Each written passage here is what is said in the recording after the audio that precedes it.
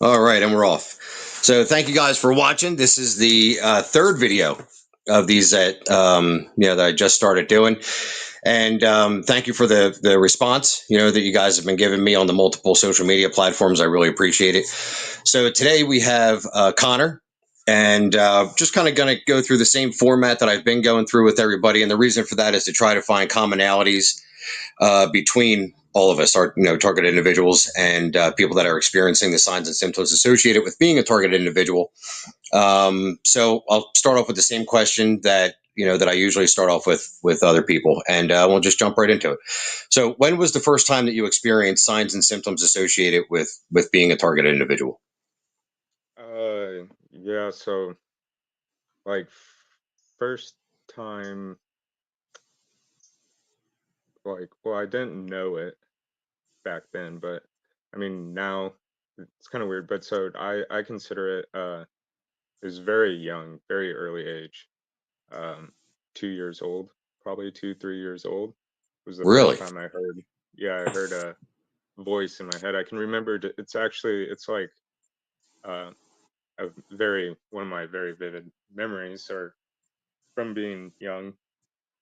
I was in the kitchen at, I think we were in Florida or California at the time or wherever we lived, one of those two, and I dropped an egg on the floor and it broke, and it was just kind of like witnessing a voice like just come into your head, and it just said, Mama's gonna be angry, and that was kind of it. And then, yeah, so but at that age, you don't. It's like you have real no concept. You're just kind of along for a ride, and that's Yeah. kind of a good way to explain how it was for many years until about like 18. I just kind of figured, well, this is how this is how I am. This is and it was I imagine it was a lot like well, uh there weren't any real like trends or really. There's probably some small other things like that I can't really remember, where I have this clear memory of what they said. I can't remember everything they said. Now um let me ask you a quick question. So, was it a male voice or a female voice when you first heard it at that young an age? it, it was male, definitely. And it was like definitely an older person's voice. uh I mean, they sounded more mature than I would probably, Right. at two Well, years it's old, weird. but it was very good. It was The very only reason small. I ask is Yeah. because, like, you know, from what I can perceive, I mean, we're only, in my head, I'm only dealing with tone and pitch, to try to determine, and then my brain does a very good job at just putting form to it. But I have continuously heard a female and two males. And the one male sounds older, probably like I'd guess like in his 60s. And then the other male sounds to be about my age. And then the female sounds to be about my age, maybe a little bit younger as well. Um, but when you were younger, you only heard the one voice. And then at what age did it start to develop into like multiple voices? Yeah, and it was I never at that young of an age, because it went on through all my years, but like I said, it was really easy to ignore them, and I lived normal life, went to school. I was a horrible student, but I had girlfriends, played sports, had friends, went to Yeah. parties, did all that kind of stuff, and they were just always kind of there. There was another time I can remember. Uh, uh, it's very clear. Sticks out in my mind at like maybe 6, 7 years old. This kind of a lot of us talk about. They can create like feeling. It wasn't so much a pain as like kind of what I would maybe consider like a panic attack. Just kind of this overwhelming sense of that, like I was gonna die, and that they were tied to it talking. I can't remember, but then I remember God played a role, and I don't know how I learned about God, but I know I started praying to God. So it had a real visceral effect on me, like, and I felt I needed saving from it. Yeah. Um, and then yeah, so then it just kind of uh, it was like I said, it was very easy to ignore them. I didn't even consider it ignoring. It was just kind of like I would just sit there, just kind of listening, and then it was kind of okay. And I mean, for most my life, I felt if they weren't really engaging with me, felt kind of blank, just kind of zoned out, blank. Uh, that's just kind of now looking back, probably, m- but then I can't help but think that was like a plan, obviously, because then yeah, about your question was when did it become like Yeah, but real quick, I mean, stories like yours I find absolutely fascinating because myself and a lot of other people that I speak to, we're always trying to find a direct cause, for why this would happen. And then I speak to somebody like you, and clearly it's always been. So yeah, it yeah, was just it's just always been a part of you, because and I think it's important to really hone in on that, because a lot of the voices, they'll play in on your insecurities and your guilt, mhm, and yeah, as they're playing in on that, we want to find the cause in maybe some of the nefarious activities that we were involved in, or like somebody that we hurt from the past that has hired some private company to do this to us. And again, I speak to somebody like you, and it's like you're 2 years old, in like the age of innocence. Like, you don't, what do you know? yeah, And yeah, yet this was yeah. this was happening. So I find that very, very, very interesting.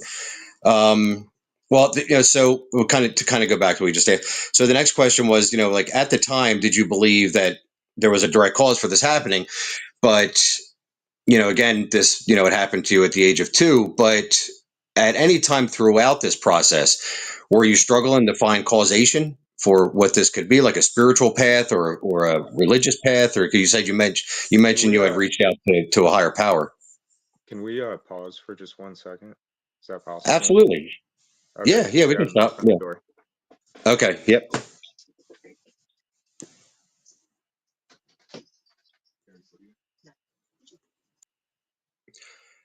All right. Just had to take a quick break there. All right. So we were talking about um, correlation not actually being causation, I guess is the best way Yeah, to put it. So you began. yeah, You were saying that you began looking towards or praying to a higher power, God. yeah. I was maybe like 6, 7 years old, and it was fleeting. Uh, but then so as the years went on, it was pretty, like I said, pretty normal. Um, other than I always did kind of have this. So I guess this kind of ties into wasn't just completely blank if they weren't um, interacting with me, but I kind of had a sense like something's different, something's quite not right.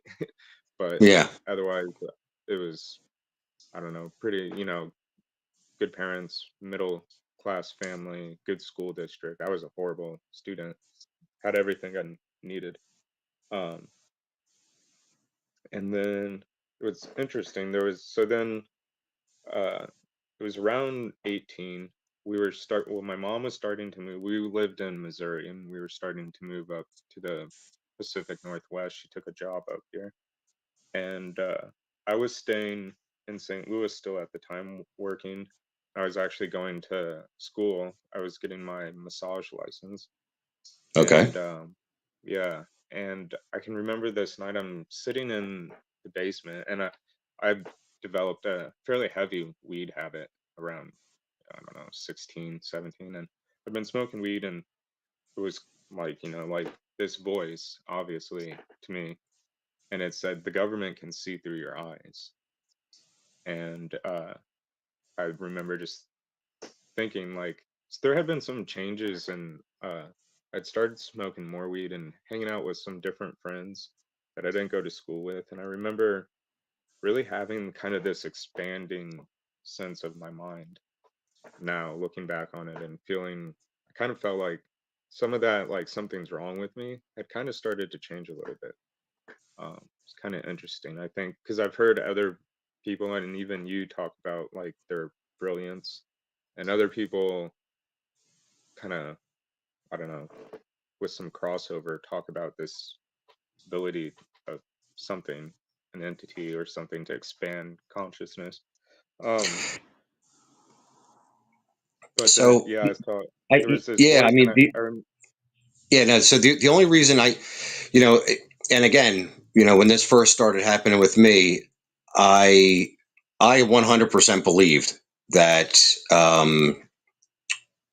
that this was government surveillance because they would say as much, but and I used to have visions, so and I still will frequently get visions, and they're always in like a blue hue. If I close my eyes, or if I'm meditating, or even as I'm just laying down to go to bed, and I'm kind of like, my brain's in like a little bit of a quiet place, I'll still get visions of faces, sceneries. And when this first started for me, I had a very clear vision of three people standing in like an office wearing headphones, and one person was waving. mm, And so that immediately put it into me that's how this is transpiring, is that there's people in an office somewhere in some yeah, government building, I can only imagine, I've, that are yeah, I've had communicating that. with me through a headset, and Right. I have some special ability to pick up on this frequency.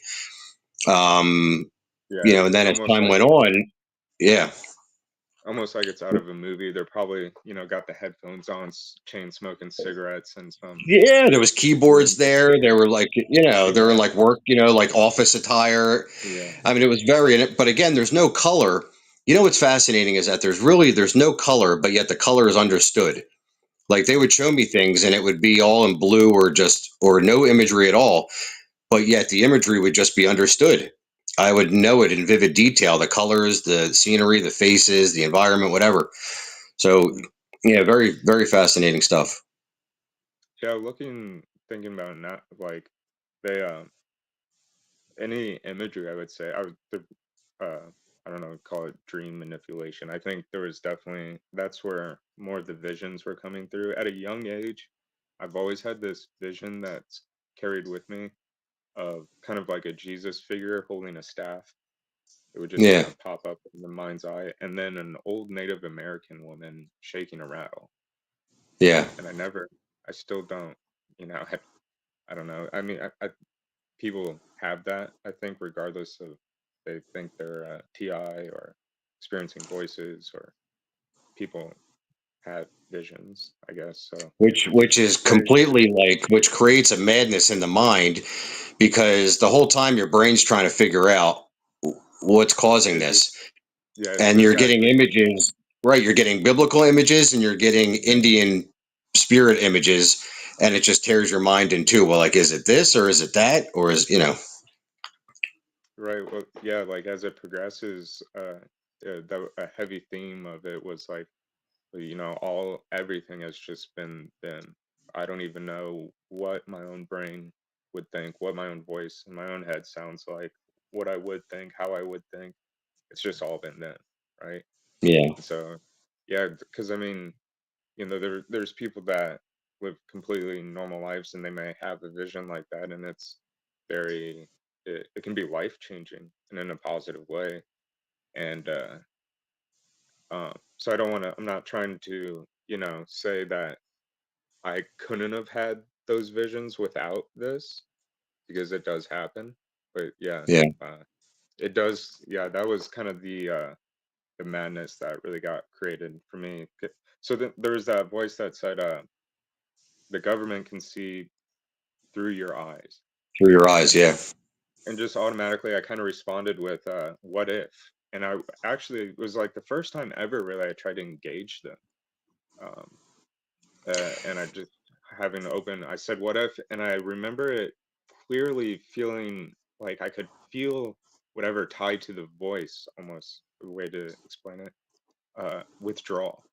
And then there was just another voice that said no. And then my mind went really blank and it was hard to think, kind of cognitive issues and a little frustrating. And then I don't know, it was fine. But yeah, then when things really kicked off and I did start to get onto that path of trying to find a correlation or causation, yeah, we moved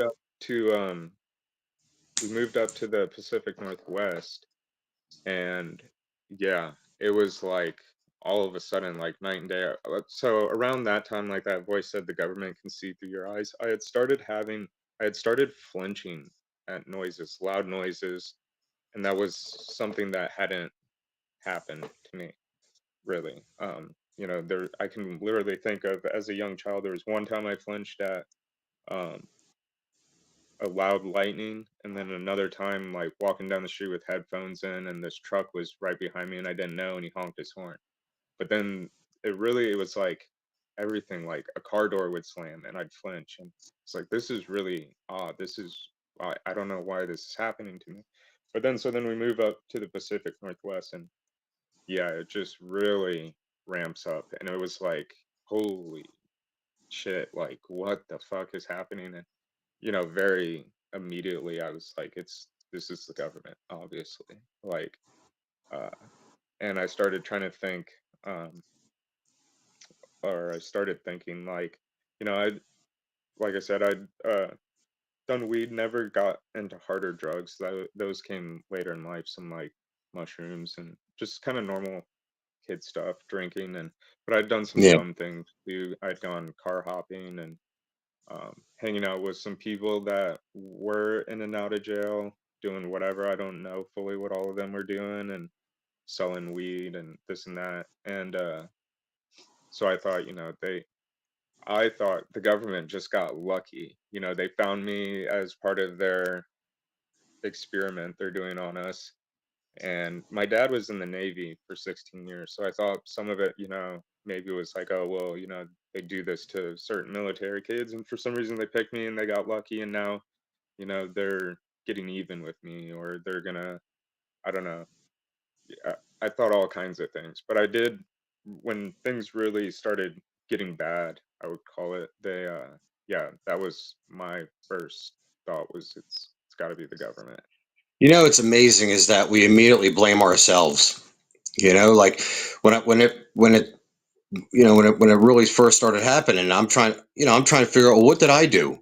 Like, what did I do to bring this Yeah. on myself? And The things eventually you're you have to saying. come to you got to come to the realization that it's like my accumulated life sin.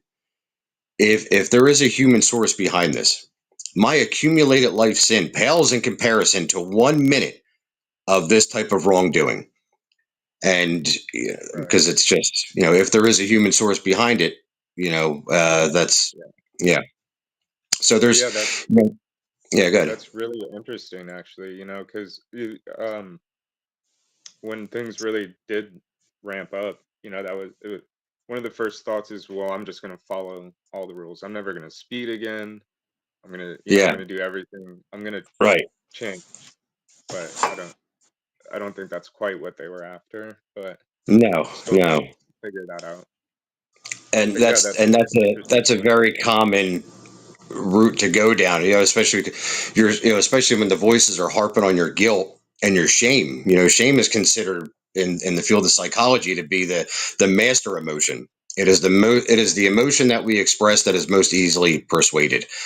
Mm, And it leads to you know a domino effect of erroneous behaviors because we're living in shame about things that we've done, things that we've said. And I remember going through, I mean, these voices mimicked ex-girlfriends, co-workers, ex-employers, a pastor of my old church. yeah. And these were people that maybe I had a fallout with.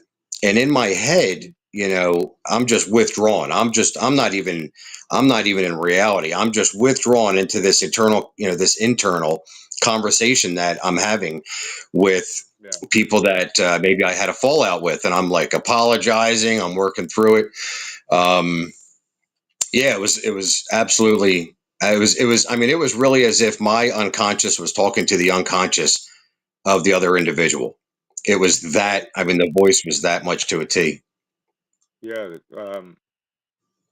And it was later on for me to realize, but like if you can kind of get into that some and sit with that, not necessarily, but like do those, like, okay, let's do this.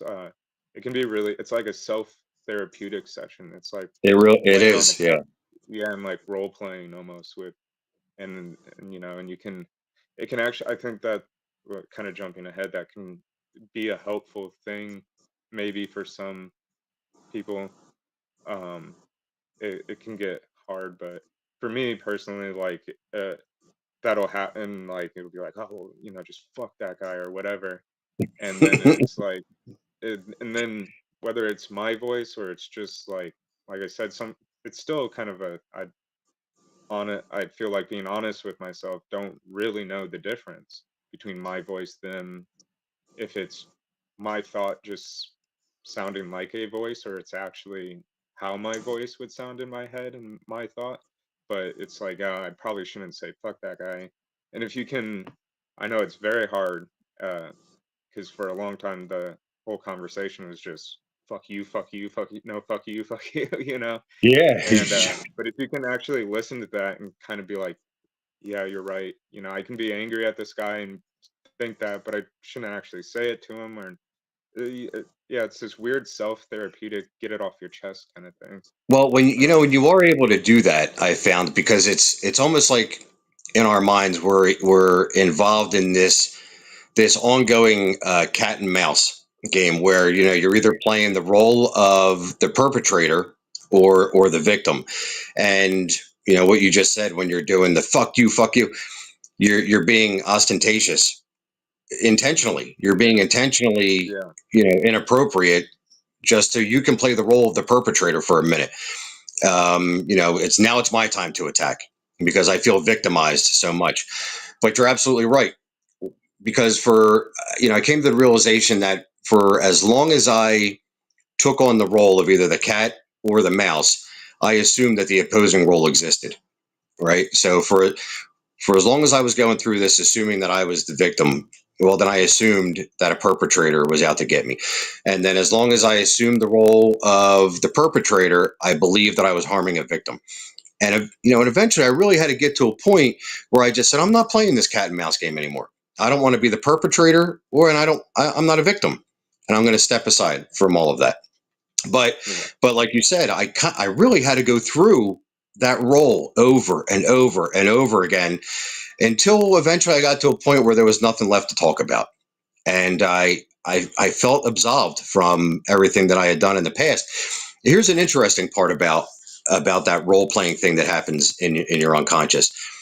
So a time came where I felt it necessary to personally make amends to these people face to face. And when I would do that, it was as if I was forgiven already. It was as if the replaying of the apology that I had in my head had already happened in their head, and they were more than willing to already forgive me. I mean, literally, they would say, "Kev, it's water under the bridge, man. You got to let it go. Everything's fine." And now we have great relationships. So that's something something interesting to take into account. yeah, yeah. Uh, uh, we were kind of talking about correlation. Yeah, What's your next? Yeah, what's your next question? yeah, absolutely. All right, so let's go over the stages of who you believed the source was, starting at, and Right. again, I'm very interested in starting at an early age, because obviously when this happened to you, in childhood, when you were just a toddler, basically you weren't thinking government, right? No, So no, that, so yeah. from that time until now, if you can just kind of go through your stages of belief and what it was that actually transpired to make you transition through each one of those stages of belief, that would be awesome. Yeah, you know, I didn't have much belief about it. It was just kind of an experience. It was always like, uh kind of like, you're gonna sit here and listen to us, and then it's gonna be okay. You're just gonna be able to go about your day, you know, play with your toys, read books. I loved reading books at a young age. I was the only child, so I would, yeah, just um yeah, so there wasn't really any belief. Um Knowing what I know now, whatever little that, like, anxious feeling and feeling that need to pray to God, I think is, I don't know, I don't want to say a test, but there is, I think for me, there's clearly some tie between this experience and the death experience, and Okay. maybe trying to get the ego over the idea of dying is all I Yeah. could really chalk that up to. But there was really no belief of it being an outside entity. It was like it was just like, oh, this is me, and I didn't, yeah, I Like, didn't, like this is just the way the brain is. yeah, yeah. Never Okay. thought to say anything to my parents like, does it ever sound like you're hearing someone and it's not you, or anything like that? Never occurred to me. It was never an issue. It was not life Okay. destroying. Like I said, I was a shitty student, but yeah, I didn't. Yeah, and then Okay. yeah, and then around 18, moved up to the Pacific Northwest, and like I don't know what it was that uh, made the switch. I mean, I think I kind of have an idea. Like I said, I developed a pretty heavy weed addiction, and I don't know. I don't know if I call it a addiction, heavy usage, but I think definitely I don't know. Maybe they had more goals for me, but or wanted had other plans because it was uh getting sidetracked. But yeah. So when things got, I think one of your question is at its worst. What was it like? So It is. Yeah. yeah, Yeah. kind of tying. I feel like I kind of got to tie those two together to. So yeah, it was like night and day. The flinching thing really amped up. Someone if I was walking or even someone in the house, like I'm in the house with my mom and I she walks by or whatever, I would flinch at it. It's crazy. And then it was like my stillness had been taken away, the ability to sit still and relax. It was like Right. I don't know if you've ever sat in a chair and you can kind of feel your heart beating, and but it was like I think that constant. that's actually a common part of a lot of people's testimony is, and in fact, I remember speaking about it with like the first video I did with Eddie, and he experienced the same thing. It'll come out of, it'll come out of nowhere, and it's almost like it's intentionally induced, um, Yeah, for no reason at all. And but what's weird is that I've never felt it directly on my heart. It's always like in my kind of my upper left part of my chest. It'll just start pounding yeah. really No, fast for no yeah. reason. It wasn't even like that. It was more like if you've ever like sat in a chair and kind of you could feel like this kind of flutter, or I don't know how to but it was like my body always had this slight movement to it. Like I always felt like I was kind of like moving, but I would even spend time looking in the mirror like I'm gonna see this because it's fucking happening and it's driving me crazy. And you couldn't see, it was such a micro movement. And then there was like, so all these things like that are happening, and then it was really interesting. I think about it a bit more now.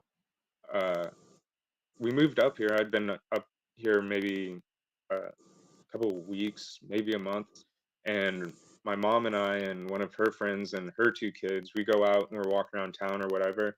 We're in like this museum, and people are like saying my name. Several people, to me, I clearly pick up on people uh in different areas, different voices, tones, whatever, uh, sex, gender, um, saying my name. And it's like over Yeah. and over. And I'm just kind of ignoring it. And then later at dinner, my mom was even like, they were saying your name in there. And I'm kind of, at this point, some Wow. of these things, what's that? I said, wow. Yeah, at this point, some of these things like that had been, it was like every day. I've been barraged by this kind of stuff, even though I'd been there a short period of time, every day for it. So there was kind of conditioning a little bit already going on. It was like, you know, I know what's going on. She might not know. I know, you know, and I don't Yeah. even want Right. to. the government. And so all those things are happening. And yeah, she had even said, they're saying your name. Did you know any of those people in there? It's like, you know, I there was quite a bit of anger at this point. I was pretty pissed that this was happening to me, and I wanted to be like, how would I know anyone? How would I know that many people? I just moved here. Like, what are you Right. thinking? Like, I was pretty pissed at uh, a lot of people.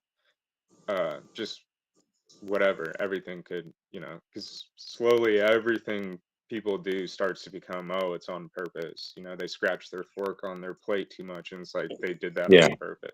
you know and so Yeah. yeah, most of that time, that all these, a lot of like body manipulation, this really, it still happens, and it's just freaking horrible. Really, it's almost, the best way I can explain it is like, imagine if your brain like unstuck from your skull. And it's this weird, it makes like a like weird sound in my head, and it's really painful. It really it hurts. Um and but yeah, so there's all those things going on, and it's me thinking it's the government.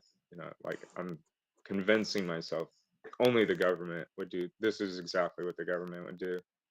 And but there were a few times, and it was like, whoa, weird, they just helped me. Are they trying to help me? So there was Like like a like what? gang stalking aspect, this internal stuff, and at this point, I'm definitely uh, tying it to government. No, Okay. no, nothing else. So when you say that you've had times where they helped you, like Yeah, can you go into detail more about that as far yeah, as like yeah, yeah. Back, I don't remember specifically those. Those. I'm 33 right now. I just turned 33 in July, and that was when I was like 18. So it's been some years. Um,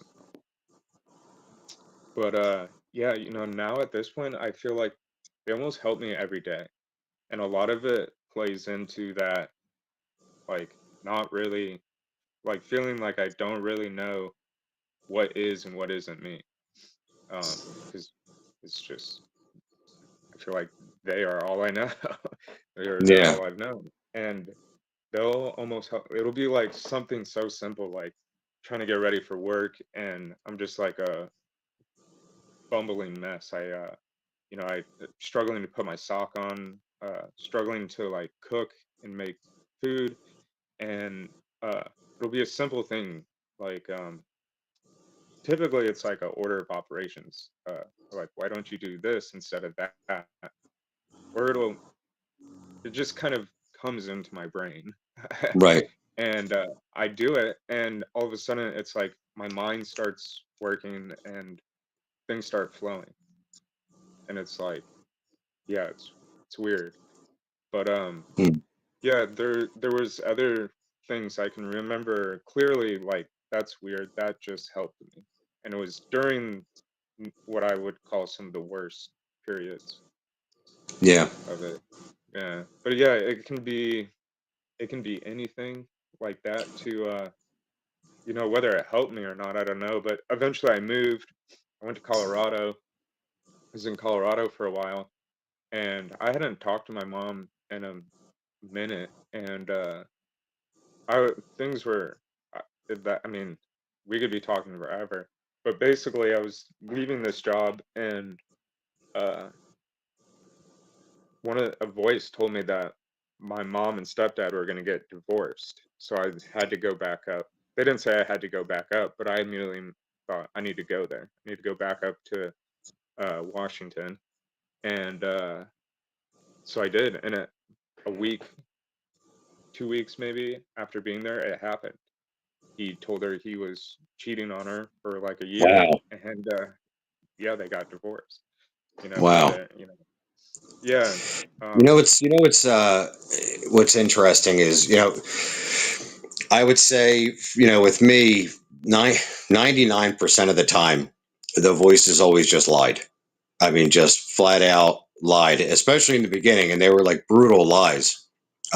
yeah. Because I didn't have a grip on it at all, and they would say, you know, your mom has cancer. Like that's one that I very specifically remember because I followed through with it. I believed it. You're hearing this voice that assumingly is coming from some sort of a higher power. So I Yeah. remember calling my mom and I'm like, have you been to the hospital lately? Are you sure you're okay? And she's assuring me like, Kevin, I'm fine. She's like, I was just at Yeah. the hospital, or I was just at a doctor's, physical exam. And she's like, everything is absolutely fine. And that was over a year ago and she's still alive, like no cancer. But Yeah. yet I have a coworker that about a year ago, he said he was awoken in the middle of the night and a voice said to him, you have cancer. And Hmm. sure enough, he had colon cancer. Like a week later, Really? he goes to the doctors and he finds out that he has colon cancer. So, it seems to me that like a lot of these voices, they can play either role, benevolent or malevolent. Um, Yeah. and you know, I guess a lot of it comes down to, what do you choose to get out of it? Because um, for me, learning to ignore the voices, because one of my biggest problems was my fear of other people's opinions. I was just completely entrenched in what other people thought about me. I lived my life Yeah. according to how I wanted to be perceived, not who I actually was. So for me, getting bombarded with lie after lie after lie, eventually I just stopped giving a shit what anybody says, and then you Yeah. you you learn to find your actual self and realize your actual self image within that process. Um, yeah, yeah. It's So kind of interesting. I've had this like uh so I started like wondering like through some of the things being said and actions, it's like, man, these are kind of this is like, what if it's some like weird technological test for advanced communism, creating this collective of whatever. And then it wasn't super clear how, like, I don't know, but it was like, oh no, it's actually quite the opposite. If anything, it's pushing you to realize the evils of that, and that the individual yeah, is important, like you yeah. said. I go through, and this is the cycle that I went through in my head for a long time. It can be one of three things, right? It can either be entirely man, right? This is entirely a human source, and this is just technology that we are unaware of. um, or it's entirely non-human intelligence, and that's a very broad umbrella term, non-human intelligence, because that could be interdimensional entities, that could be extraterrestrial, that could be transdimensional, that could be spirits. I mean, that could be Yeah. even artificial intelligence is a non-human intelligence. So it's a very broad umbrella term, Yeah. or it's both. This is something that humans have implemented into the world through their technology that has now opened up an unconscious gate to this sort of stuff because it's growing. And it's definitely not Yeah. me just being more aware of it. It is definitely a growing phenomena. Yeah. That I would agree. I would agree. Because back like 2010 to 11, when yeah, uh yeah, that's actually how I found out about gang stalking. It's because all these things were happening, and I was like, I'm gonna WebMD this.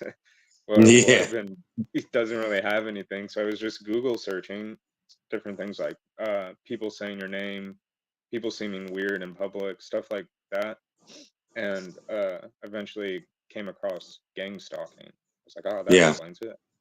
So yeah. You know what I find interesting is I'm involved in a lot of different communities, especially on Reddit.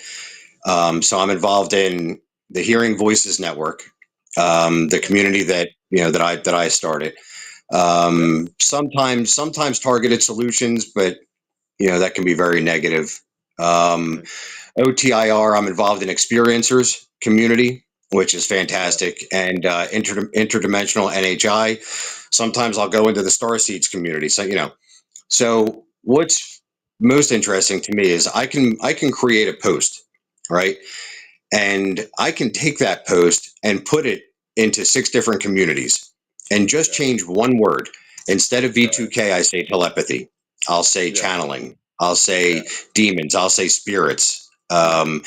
And it applies all across the board. Yeah. So what we're experiencing is experienced throughout a wide variety of communities. It's just our labels and our titles that we give to the source that separate us. Um, Yeah. so and Yeah. I take And I that into wasn't. account a lot of times. When I'm writing my post and Yeah. when I'm speaking to individuals and trying to get to the bottom of this, and I try to always remain open minded. And I've noticed this, and this is very important, is that whatever the individual believes the source to be, oftentimes orients the way that this thing plays out for the person. Yeah. So a person Yeah. that believes that the government is behind this, they will fully embody the targeted individual experience. And not Yeah. only that, but that belief is encouraged because they're involved in communities that are encouraging that belief. And then what you feed your mind, it's like garbage in, garbage Yeah. out. And what you Yeah. feed your mind, the voices will play with that over and over and over again. And then that Yeah. becomes your reality. And now you're finding things within your reality that you probably wouldn't have noticed had that not initially gone in. Yeah. And they can make that extremely annoying. Extremely annoying. Yeah. Yeah. Like uh you'll think, oh, I'm on to him or something, depending on which route you go. Kind of go Yeah. the gang stalking, whatever. It's like, oh, I'm figuring it out. And then you're driven like absolutely insane by it to the point that you're like, I don't know, I don't care anymore. I don't, I don't want to think about it. I don't care. But then, yeah, Yeah. you'll go back to the well. For some of us, I did for quite a while. But Yeah. I would say that probably those groups you're talking about, the other ones outside gang stalking, have probably been a little uh larger for a little longer than the TI, but I feel I notice on like X and uh, mainly X that uh, it seems to be growing. It's like, man, there's a lot. Maybe it's just because the Twitter was back. Twitter was a thing. I don't know. It seems, yeah. I don't know. Well, we The have a like technological. TI, We have a. but Yeah. We even have. the UFO thing and all that. I mean, now we have Congress, so I mean, yeah, it is growing. But Yeah. Yeah. yeah, So I think one of the main things that and, I really and I strongly feel that eventually what will happen is that the term schizophrenia and schizophrenics in general, that whole diagnosis is going to have to be reanalyzed. Because I strongly feel that people that identify as schizophrenics really are just tapped into what Carl Jung referred to as the collective unconscious of the mind. What they hear, what they're experiencing is some other reality that is playing out in the mind that's also connected to something else. And yeah. especially when you first come in contact with that, it leads to horrible, horrible outcomes. But the more that we understand phenomena and the more that we understand the inner workings of our mind and what else it is that we're connected to, because it's very evident and obvious to me that we're connected to something else. And the more that we can understand that, the more that we can help these individuals instead of just medicating them and putting them into a vegetative state or giving them brain fog, just to not hear the voices. Yeah. Yeah, you mentioned the Hearing Voices Network. Have you Yeah, ever watched uh are you familiar with Eleanor Longden? I'm not. No. She's part of that. She has a TED Talk, and Okay. it's it's awesome. It's pretty cool. It's All right. yeah, her story is a lot of crossover, but a positive one in the end. She ends up Yeah. uh getting derailed and then getting her doctorate and kind of achieving her goals. No, Um, that's fantastic. I'm always happy to yeah, hear positive outcomes to such a negative occurrence because I mean, when and she I need well, hope. yeah, well, she developed her tactic for dealing with her voice. She eventually was institutionalized, and she talks about this in the TED Talk. Eleanor Longden, she's British. Um, she's able to help other people.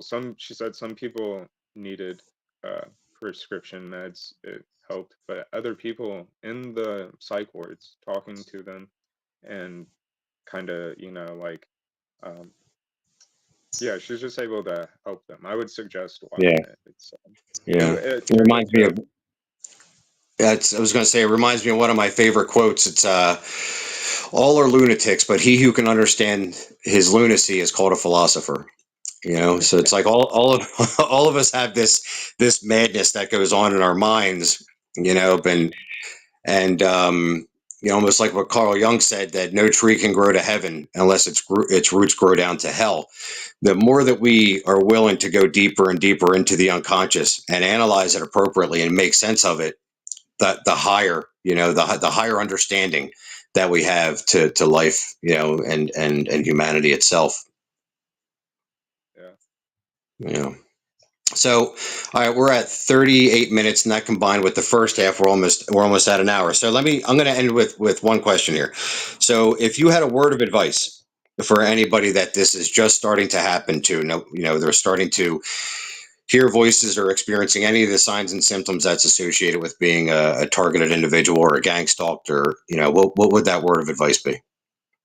yeah. It would be really hard to just pinpoint it to one uh, thing, because I think our experiences are so different. Like, well, Peter talked about it being pushed to the edge, and that's Yeah, very much what it was like for me. They never wanted me to do anything really bad. It would get to the point where it's like, I'm gonna run up in the police station and I'm gonna just shoot the place up, and I'm gonna end all this, crazy shit. And the voice would always clearly, or voices would be like, no, no, you're not, and it wouldn't right. happen. Yeah. um, so it's well, I would definitely suggest people check out Eleanor Longden's video. It Okay. it's on TED Talk. It takes work to do it mentally, but it's it's good. Um, I'll find it and put a link to it with this video when I post it. but yeah, one of the biggest, I would think, if and it kind of ties into what she talks about. Uh, I really think we should be asking them questions personally. I know a lot of people say they ignore them and don't interact with them or whatnot. But like, I mean, if you think about it, if someone on the street came up to you and was pressuring you to like kill your parent, or kill someone or do something horrible, you would be like, why do you want me to do this? Why do you need me, you know Right. and I think that leads to, for me at least, it led to, now all of a sudden I'm asking myself questions. Why would I think this?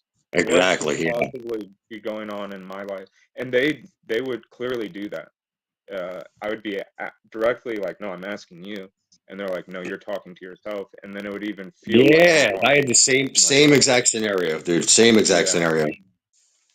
So I think asking questions is important. Um, and realizing that maybe some of it, I mean, this is so much her video, realizing that, if they're saying something like, that's horrible, like, kill your neighbor's dog or something.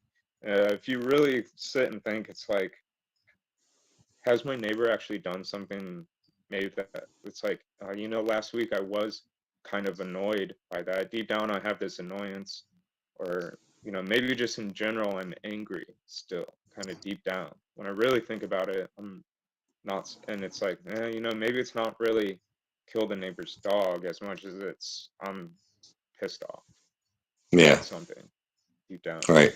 Um, but that takes work. But I mean, meditation, exercise was always a good one. Getting outside, drinking water, eating regularly, doing all the little things like brushing your teeth, taking a shower, cleaning up.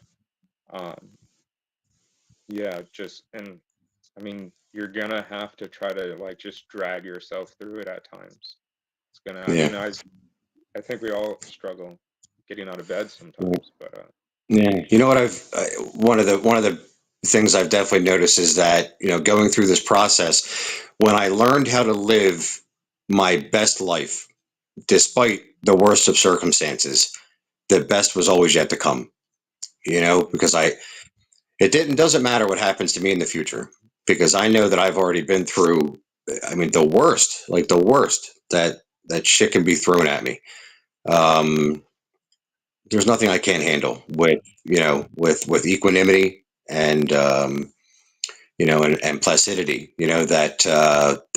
that calmness of mind. So yeah, and that yeah, it would like it's hard to say because for me it wasn't like I said earlier, the I was able to ignore them, and then clearly that was a tactic because then I'd tell myself, well, I'm just gonna ignore them. They're like, no, you're yeah, not. You're gonna yeah. keep having argument, and yeah. So but shoot, I'm losing what I was gonna say. Ah, you're Um, fine. yeah. Uh, yeah. Well, that's all Um, right.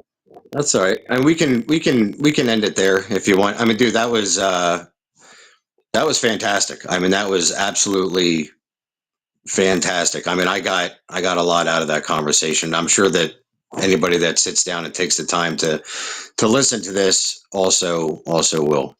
Yeah. So, Connor, thank you very, very much for your time, and thank you for your support in the social yeah. media community that you're involved in. I always appreciate your support in our talks, and want to keep encourage you to be an encouragement to other people. So I'm very yeah, this is awesome, dude. Thank you so much for your time. I appreciate it. Yeah, of course. Thank you. All right, buddy. I Yeah, I no just worries. on one more note. Yeah, I think what you're doing is doing this specifically these talks is really good because I think it really does open up objectivity level. For me at least, like hearing other people talk, it's like and not to like say they're wrong or anything, but it's like, huh, how does that make sense? Because like when we're Yeah, in it, it's it makes sense that it's the government and this whole group of people. It can.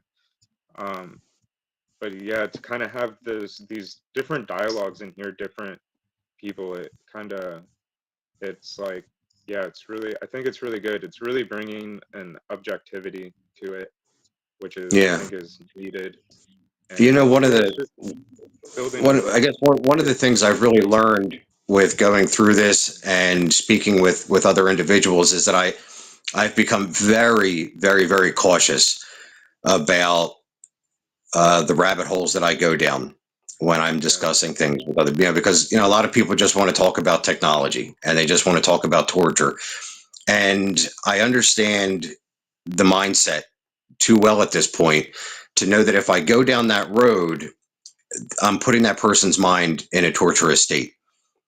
So yeah, we could yeah, sit here and talk about technology and gang stalking tactics, and we could talk about how all day long. And anybody that's listening to that, all it's going to do is amplify and intense their already shitty experience.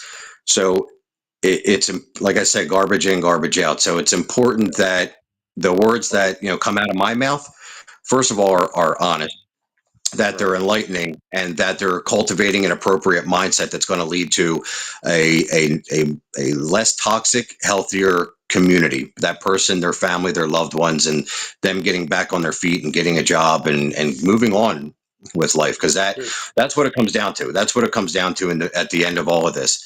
Not getting wrapped up Yeah, in the bullshit, learning to get back up on your feet and moving forward in life and being the best version of yourself that you can be. And that's what we're yeah, doing for here. sure. We're Yeah, building bridges. We're in the bridge building yeah, community, helping others get over the tumultuous waters, and get safely ashore on the other side. That's what we're doing. yeah, yeah. That yeah, objectivity aspect of it, yeah, is really I think crucial. And Yeah, doesn't I'm not saying it's making it easy for anyone else out there, or it should be easy for anyone else, because I still struggle every day with things relating to this. And but yeah, just try to. I think we want to say they're experimenting on us, but I think we have to start to take the scientific approach and ask if that's true, then, how does that make sense, or how, and I Yeah. think that's, yeah, I think that's what, yeah, it's cool to see what you're doing. And I think you should Yeah. keep doing it. Thank you. I appreciate it. Yep. All right. Well, if Awesome. you ever want to do All right. another one or a longer form talk and Definitely. edit it Yeah, or I'm something. trying to do like I'm trying to do like one of these or two of these every week.